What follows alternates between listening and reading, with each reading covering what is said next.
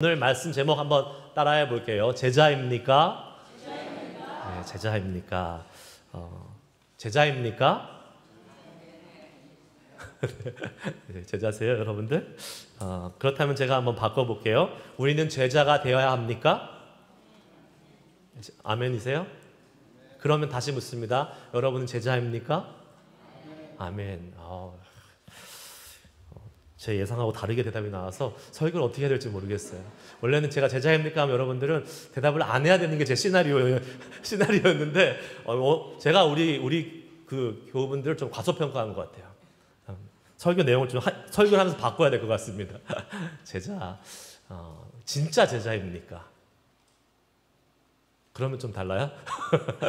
진짜 제자라고 물어보면 네, 우리가 방금 이제 읽었던 마태복음 28장 이 하반부의 내용은 진짜 많이 들어봤던 내용이죠. 마태복음 28장 19절에서 20절의 말씀은 우리가 Great Commission이라는 얘기로 말하고 한국말로는 지상대명령 이렇게 얘기를 합니다. 그래서 우리 한번 읽어볼까요? 마태복음 28장 19절에서 20절 말씀 다시 한번 읽어보겠습니다. 시작. 그러므로 너희는 가서 모든 민족을 제자로 삼아 아버지와 아들과 성령의 이름으로 세례를 베풀고 내가 너희에게 분부한 모든 것을 가르쳐 지키게 하라. 볼지어다 내가 세상 끝날까지 너희와 항상 함께 있으리라 하시니라.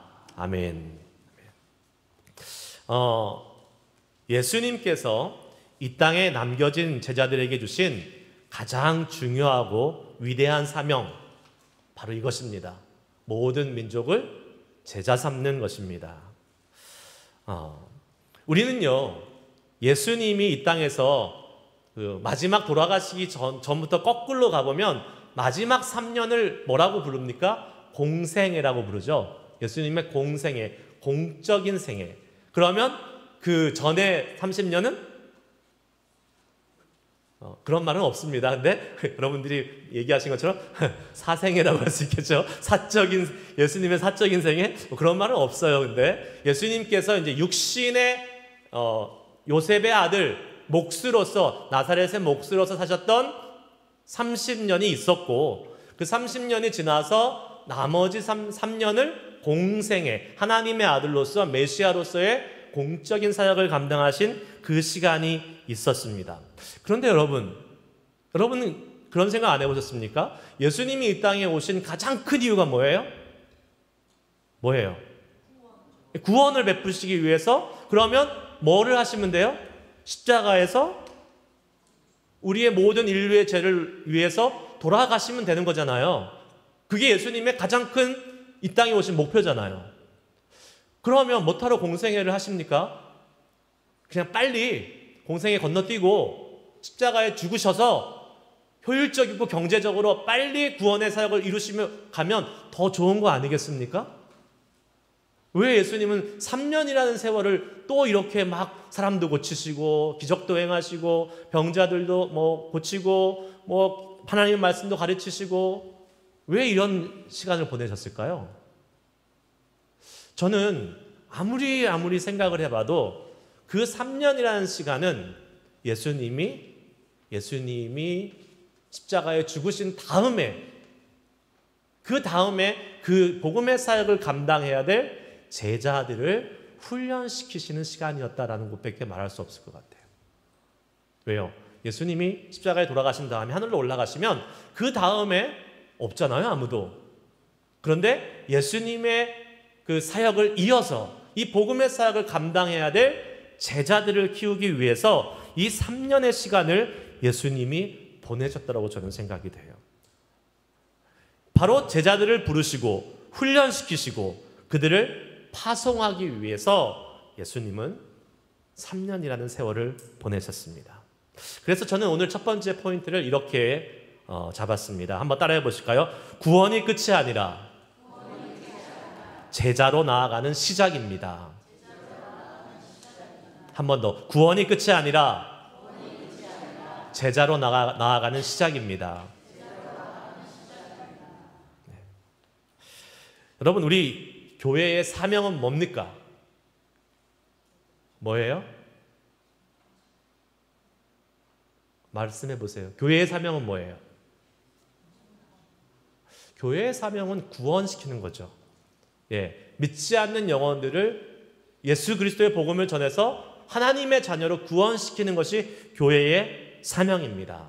그런데 교회의 사명은 거기서 끝나지 않습니다. 왜요? 우리는 예수님을 따라가는 예수님의 제자들이기 때문에 예수님이 행하셨던 일을 우리는 we follow his footstep. 예수님의 footstep을 따라서 가는 거잖아요.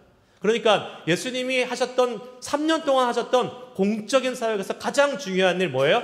제자 삼는 일. 교회가 해야 돼요, 안 해야 돼요? 해야 되는 거죠. 교회의 사명은 구원을 시켜서 구원받은 사람을 어떻게 해요? 제자 삼는 데까지 가는 것이 교회의 사명인 것입니다. 그러면 다시 묻습니다. 여러분은 제자 삼고 계십니까? 우리 교회는 제자를 삼는 교회입니까?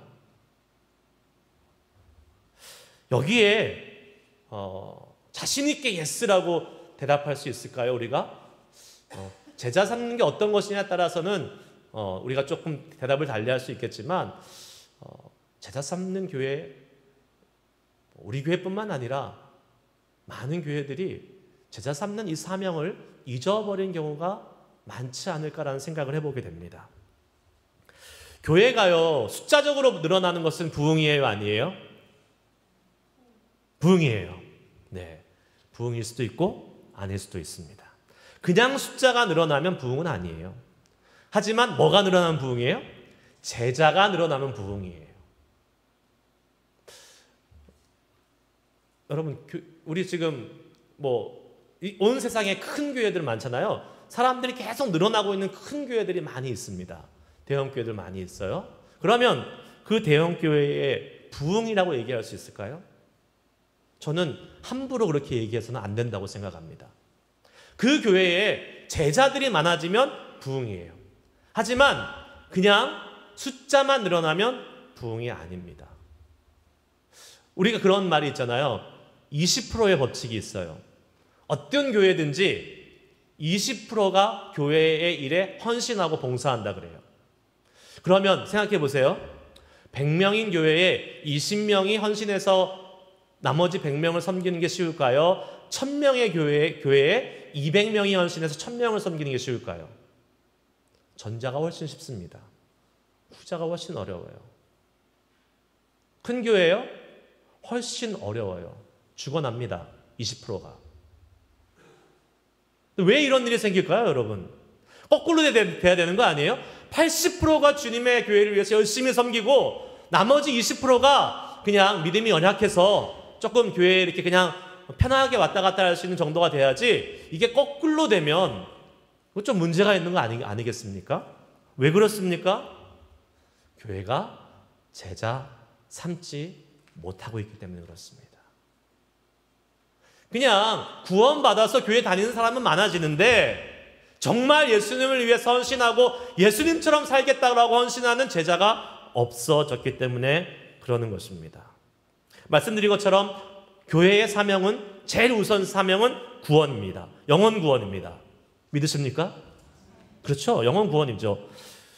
실제로 그런 일이 사실 안 벌어져서 문제지만 교회의 가장 우선순위는 탑 프라이어티, 교회의 미션 뭐예요?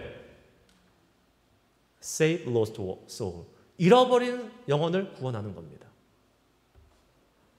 그런데 우리가 이제 잃어버린 영혼들 여러분들 관심이 있으시죠? 그래도 우리가 제대로 된 예수님을 믿는 사람들이라면 잃어버린 영혼에 대한 관심이 없을 수가 없어요. 그리고 나서 열심히 기도하잖아요? 여러분 주변에 있는 안 믿는 사람들 구원받게 해주세요라고 기도합니다. 그리고 나서 교회에 왔어요.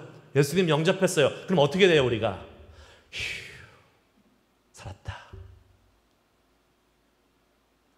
내 할 도리를 다 했다 라고 생각하죠.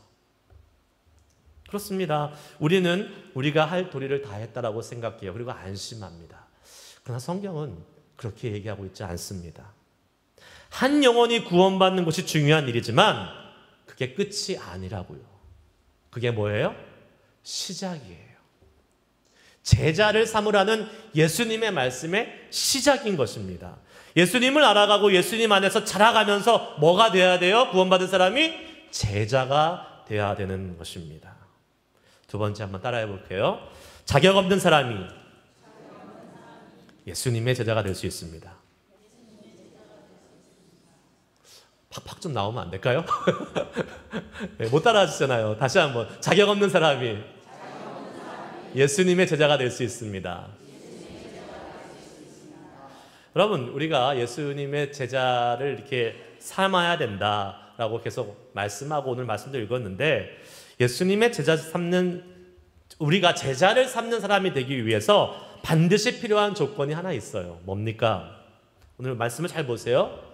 너희는 모든 민족으로 제자를 삼으라 라고 이 말씀을 누구한테 주셨어요? 11 제자들에게 주셨잖아요. 11 제자. 왜 11명이에요? 한 명은 탈락했어요. 가룟 유다 탈락했습니다. 11 제자들에게 이 제자 삼으라라는 이 사명을 주셨어요. 즉 제자를 삼을 수 있는 것은 누가 삼을 수 있는 거예요? 제자가 삼을 수 있는 거예요. 예수님이 제자 아닌 사람한테 말씀하지 않으셨어요. 제자인, 예수님의 제자인 11명에게 너희들이 제자를 삼으라. 즉 제자를 삼을 수 있는 사람은 내가 제자가 돼야지 제자 삼을 수 있다라는 것입니다. 그러므로 여러분, 우리가 이 제자 삼으라라는 오늘 이 말씀을 받고 제자 삼으려고 하는 노력을 하기 전에 먼저 내가 점검해야 될 것이 뭡니까? 내가 진짜 예수님의 제자인가를 생각해 봐야 되는 거예요. 우리가 살아가는 이 세상에서요, 이 세상은 제자 되는 게 어려워졌습니다. 왜요? 제자를 아무나 안 받아줘요. 저희 아들이 지금 11학년인데 이제 내년이면, 올해 말이면 이제 원서를 쓰고 대학을 입시를 해야 돼요. 근데 저희 아들이 참 뭐랄까요, 웃기면서도 슬픈 얘기를 했어요. 뭐라냐면 저희 아들은 이제 엔지니어링 쪽을 하고 싶어 해요. 근데 엔지니어링이 되게 지금 아주 경쟁이 심하잖아요. 그런데 이러는 거예요. 아빠, 나는 이거 하고 싶은데 이미 거기에 들어가려면, 그 내가 원하는 학교, 원하는 과에 들어가려면 고등학교 때 다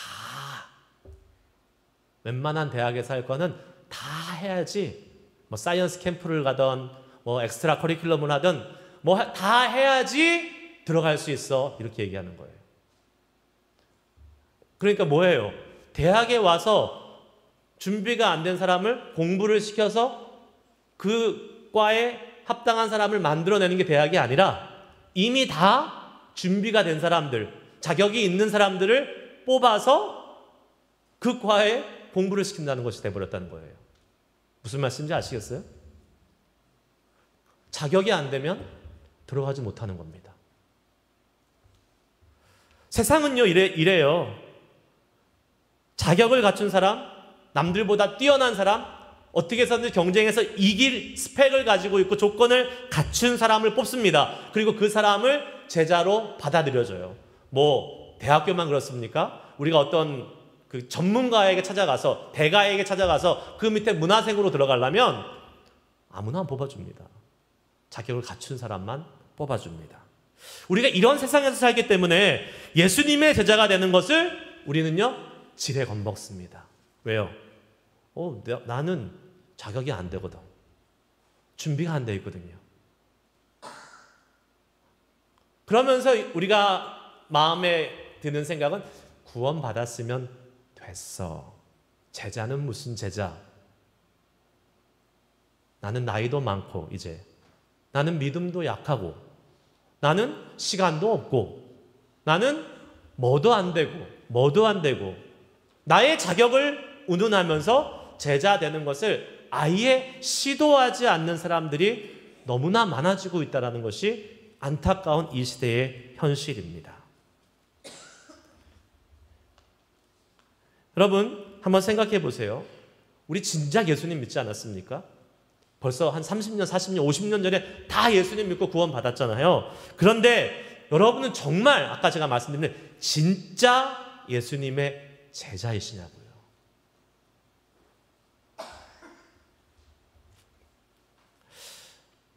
참 안타까운 일이에요. 많은 그리스도인들이 구원받고 하나님의 자녀는 됐지만 예수님이 그토록 원하시고 당부하셨던 제자 되는 삶, 제자 삼는 삶을 잘 못하고 있는 것 같아요. 그런데 아까 말씀드린 것처럼 여러분, 제자가 되는 데 있어서 내 자격은 중요하지 않습니다. 왜요? 오늘 본문 말씀 한번 잘 보세요. 본문 말씀에 11명의 제자가 나옵니다. 이 11명의 제자가 부활하신 예수님을 만났잖아요. 그리고 예수님의 그 말씀을 따라서 갈릴리로 내가 먼저 갈 테니까 갈릴리로 와라 했더니 예수님의 말씀을 따라서 갈릴리로 와서 부활하신 예수님을 만났어요. 얼마나 감격스럽습니까? 얼마나 놀랍습니까? 그러니까 어떻게 해요? 거기에 엎드려서 경배합니다. 예배해요. 우리처럼 예배해요. 놀라우시고 위대하신 그 죽음의 권세를 이기신 예수님을 예배합니다. 그런데 그들이 뭐 한다고 얘기합니까? 17절 말씀 읽습니다. 17절 말씀 시작. 예수 그를 배웠고 경배하나 아직도 의심하는 사람들이 있더라. 아멘. 3년간 예수님을 따라다니면서 훈련받았고 예수님의 제자가 되겠다고 계속해서 트레이닝 받으면서 예수님과 동행했는데 지금 뭐예요? 예수님을 뭐예요? 의심하고 있어요. 이미 떨어져 나갈 사람들은 다 떨어져 나갔어요. 예수님의 제자들이요. 물론 예수님이 특별히 트레이닝 시킨 이 12명의 제자들이 있었지만 성경은 다른 많은 제자들이 또 있었다라고 말하고 있습니다. 그 다른 많은 제자들은 다 떨어져 나갔어요, 이미. 그리고 예수님 곁에서 마지막까지 살아남은 이 12명, 이제 11명, 이 사람들이면 얼마나 준비가 잘 됐고 얼마나 예수님을 향한 충성도가 있겠어요. 그런데 이 사람이 지금 뭐 하고 있어요? 의심하고 있습니다. 부활하신 예수님을 보았는데도 의심하고 있어요. 경배를 하나 의심하고 있어요. 여러분, 이게 우리의 모습 아닙니까? 우리도 예수님 경배해요. 우리도 주님 예배해요. 그런데 우리도 의심할 때 있잖아요. 우리도 우리의 믿음이 언제나 완벽합니까? 흔들리지 않습니까? 아니죠. 우리가 아무리 많은 하나님의 은혜를 경험하고 아무리 많은 하나님의 그 자비와 인자와 긍휼을 경험한다 하더라도 결정적인 순간이 되면 우리는 의심하고 갈등할 때가 있습니다. 로뎀나무 밑에 엘리야가 그랬잖아요.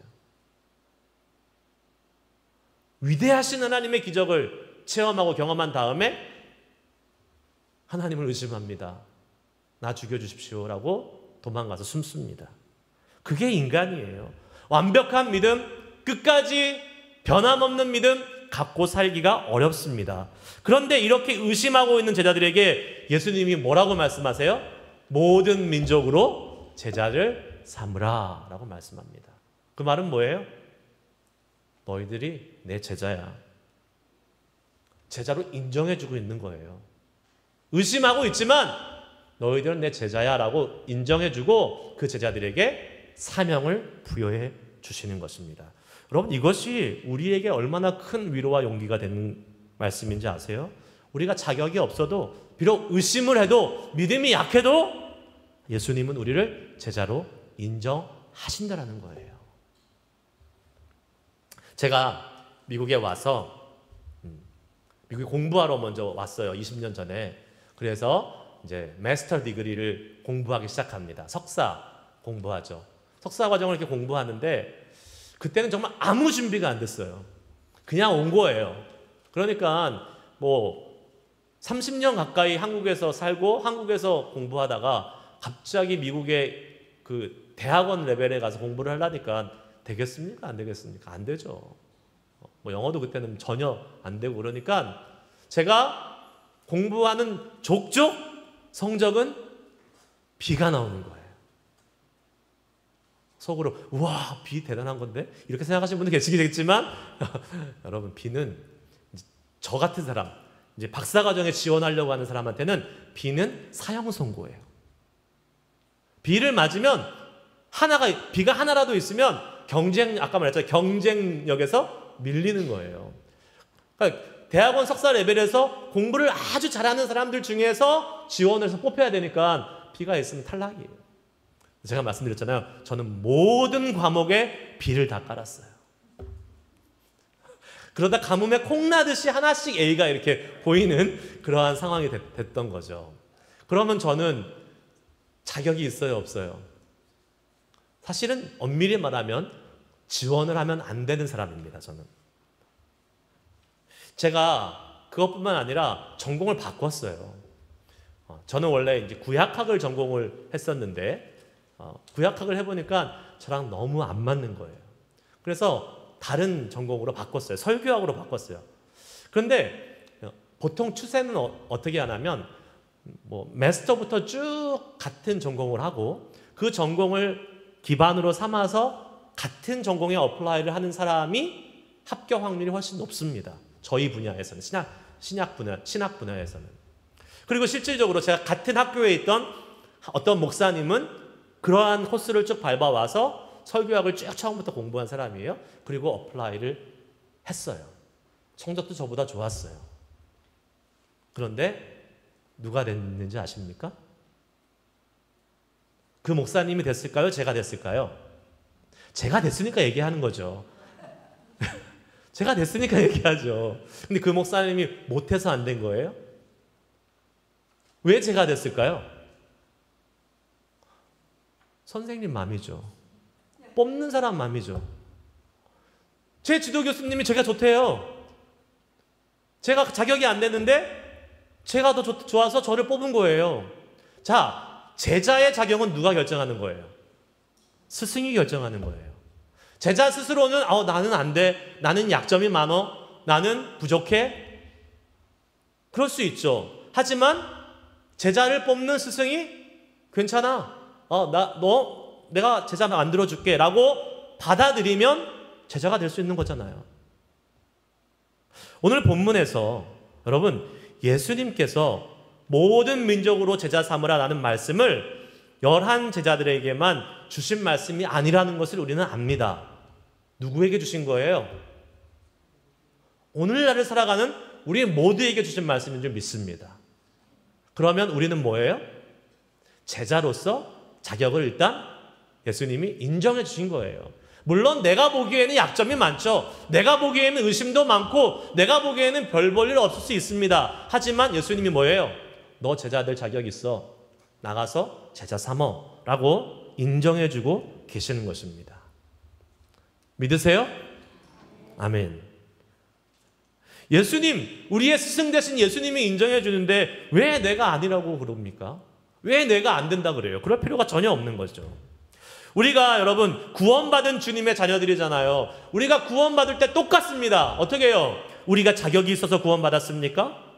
아니죠. 우리는 자격 없어요. 성경은 분명히 얘기합니다. 로마서 5장 8절. 우리가 아직 뭐였을 때? 죄인 되었을 때에 그리스도께서 우리를 위하여 죽으심으로 하나님께서 우리에게 대한 자기의 사랑을 확증하셨느니라.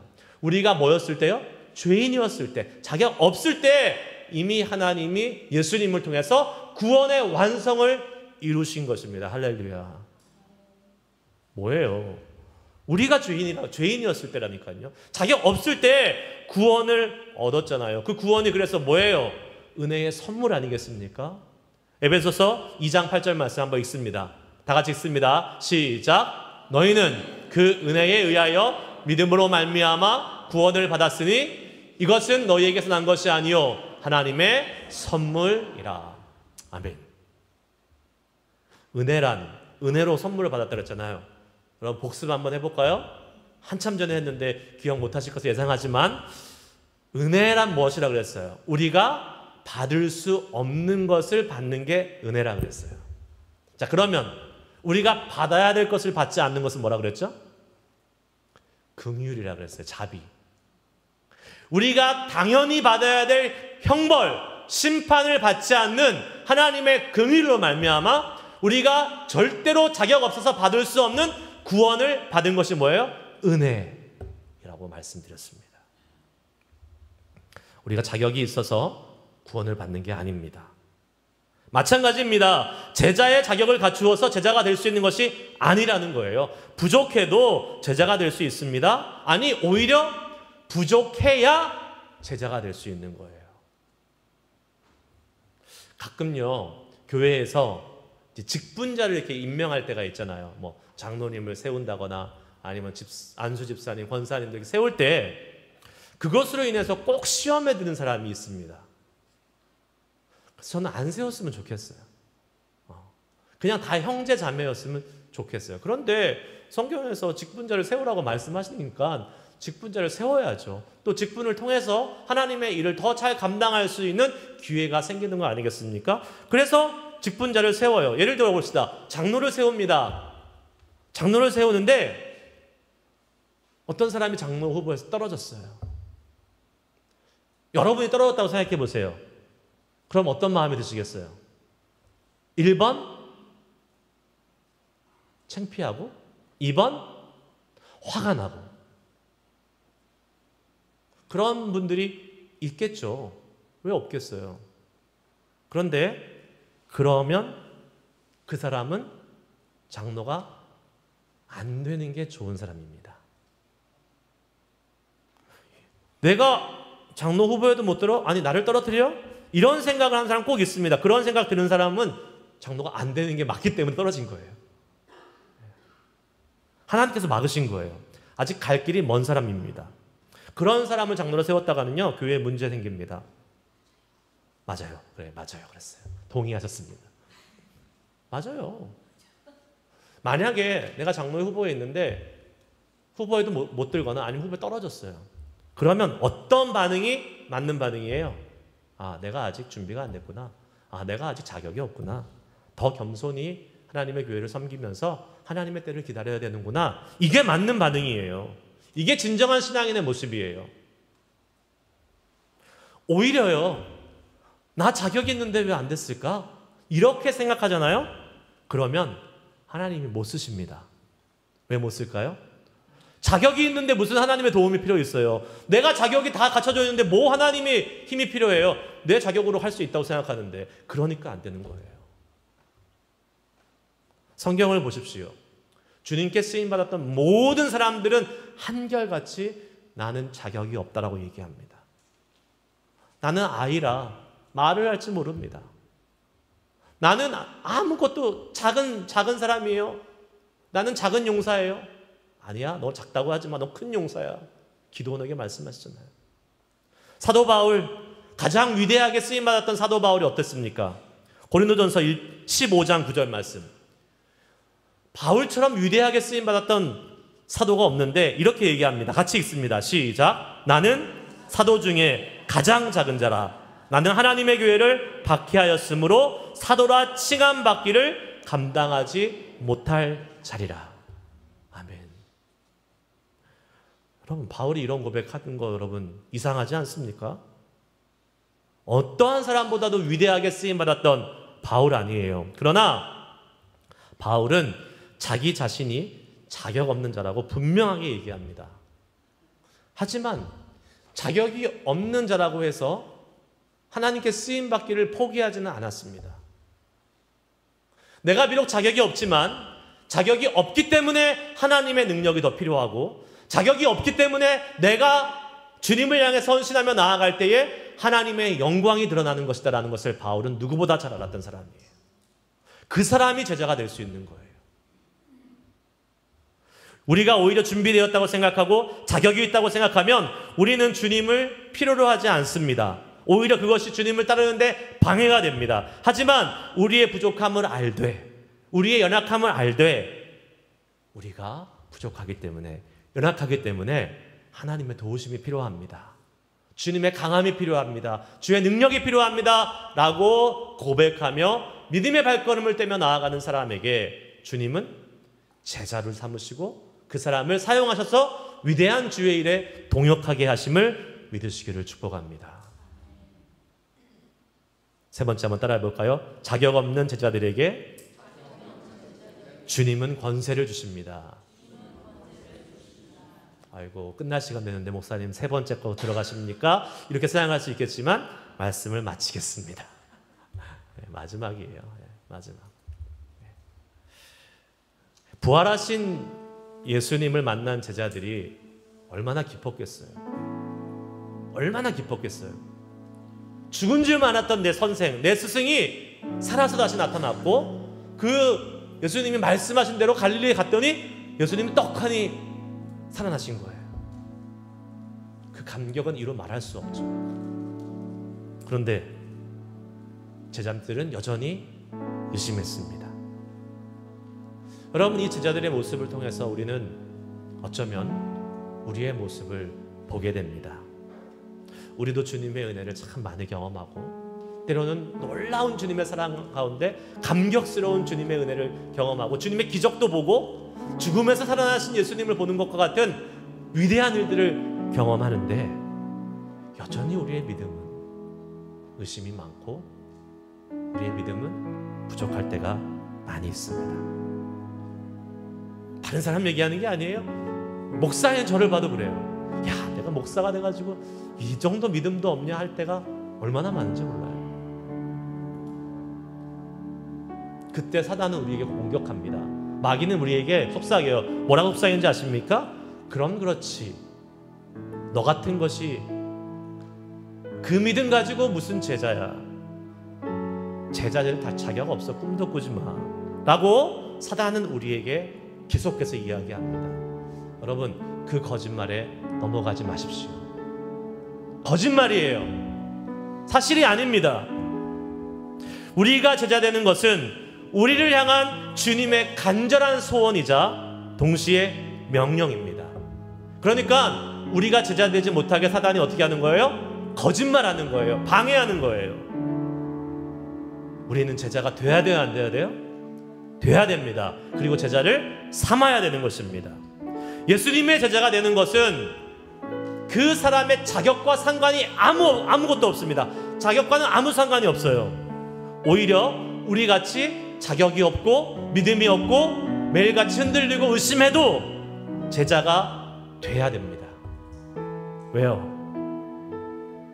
예수님이 제자 되라고 말씀하셨다는 것은, 제자 삼으라고 말씀하셨다는 것은 우리를 제자로 인정해 주신다고 증거하는 것이기 때문에 그렇습니다. 우리가 자격이 없기 때문에 우리는 더 예수님을 의지할 수 있습니다. 우리가 부족하기 때문에 우리는 더 우리의 부족함을 채우실 수 있는 예수님을 붙잡을 수 있는 것입니다. 여러분이 갖고 있는 약점들 괜찮아요. 내가 몸이 약합니까? 내가 병들었습니까? 아니요. 그것 때문에 오히려 예수님을 붙잡을 수 있어요. 그것 때문에 더 강한 제자가 될 수 있습니다. 내가 나이가 들어서 힘이 빠졌습니까? 괜찮아요. 그래서 예수님의 은혜가, 완벽하신 예수님의 은혜가 더 강하게 나타날 수 있는 거예요. 내가 바빠요? 예수님을 헌신할 시간이 없어요? 네, 바쁜 가운데 작은 시간 내지만 예수님께서 그 시간을 통해서 제자의 삶이 어떤 것인가를 여러분을 통해서 보이실 것입니다. 그렇기 때문에 내 자격을 집중하지 마시길 바라요. 내 자격이 없지만, 나의 자격이 부족하지만 나보다 뛰어나신, 언제나 나보다 위대하신 주님의 능력을 믿으시길 바랍니다. 주님이 말씀하세요. 그 제자들에게 뭘 주시겠다고요? 권세를 주시겠다. 하늘과 땅의 모든 권세를 주시겠다고 말씀하셨잖아요. 18절 말씀 같이 읽습니다. 선포하면서 읽습니다. 시작. 예수께서 나와 말씀하여 이르시되 하늘과 땅의 모든 권세를 내게 주셨으니. 아멘. 하늘과 땅의 모든 권세를 주신다라고 말씀하십니다. 우리는 자격이 없지만, 감히 예수님의 제자가 될 수 없는 부족한 사람들이지만, 우리의 자격이 아닌 예수님이 우리에게 부여하신 그 예수님의 권세와 능력으로 우리는 제자가 될 수 있는 것입니다. 할렐루야. 예수님이 주시는 하늘과 땅의 모든 권세가 우리에게 주어졌잖아요. 우리는 약하지만, 보잘것없지만, 믿음이 부족하지만, 여러분, 그 연약한 우리들을 주님께서 강하게 하시고, 부족한 우리들을 주님이 채우셔서 완벽하게, 완전하게 주의 제자로 삼으십니다. 어떻게 해요? 우리가 주님의 권세를 갖고 살아갈 수 있기 때문에 그렇습니다. 두려워하지 말고, 쫄지 말고, 쭈그러들지 말고, 낙담하지 말고, 주님이 우리에게 권세를 주셨는데, 하늘의 권세, 땅의 권세 다 주셔서 나아가서 내 제자로 당당하게 살으라고 주님 말씀하시는데, 여러분, 우리 그럴 필요 없습니다. 오늘 이 시간 이 말씀을 듣고 이제 세상을 향해 나아갈 때는 나 예수님의 제자야, 하늘과 땅의 모든 권세를 받아서 담대하게 살 수 있는 주님의 제자라는 자부심을 가지고 나아가시길 축복합니다. 그리고 계속해서 그 제자의 길을 정진하며 살아가십시오. 아직 제자의 길에 한 걸음도 나가지 못한 분이 계십니까? 괜찮습니다. 오늘이 그 첫걸음을 내딛으시면 돼요. 주님이 주신 하늘과 땅의 권세를 누릴 수 있는 은혜는 내가 제자로서의 발을 내딛고 제자로 살아갈 때 그 권세를 누리게 되는 것을 믿습니다. 한번 따라해 볼까요? 제자 되어 제자 삼자. 다시 한번 제자 되어 제자 삼자. 그런 주님의 제자 되시기를 주의 이름으로 축복합니다. 기도하십시다.